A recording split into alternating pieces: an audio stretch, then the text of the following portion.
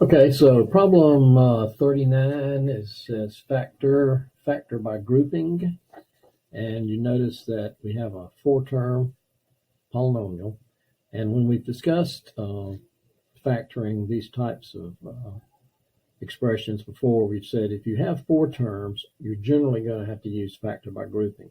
If you could factor out some greatest common factor that would involve factoring out a variable out of all the terms, you might reduce it down to a trinomial, or you might at least reduce it to a quadratic, which gives us some other ways to solve. But anyhow, so we got this one. There are no greatest common factors, and let me just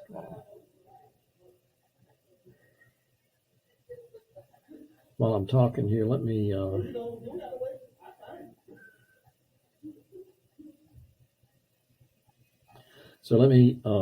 just show that we don't really have any common factors across all of the terms.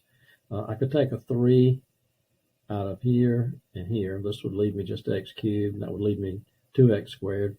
I could take an x squared out of this and leave x, and x to what? X to the 0, or just 6.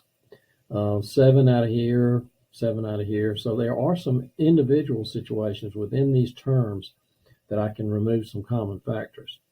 And so that's the premise behind the factor by grouping technique, is that if you can do that, and then if you can wind up with an expression that contains a common binomial factor, then that will give you an opportunity to use the distributive property to express the polynomial in terms of two binomials multiplied times each other.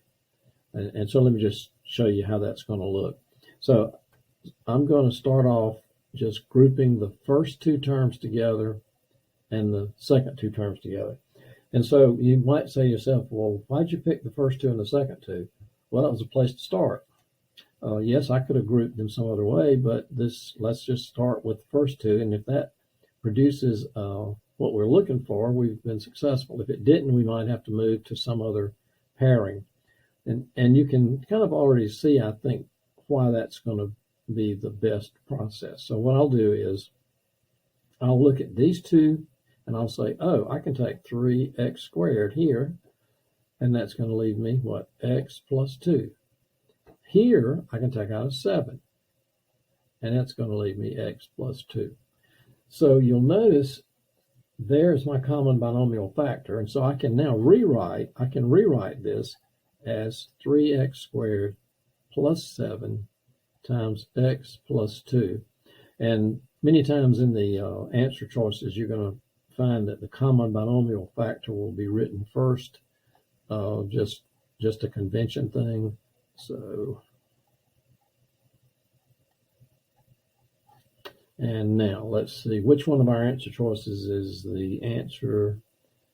X plus 2, 3x plus 7. Okay, so the answer to this is C, answer choice C.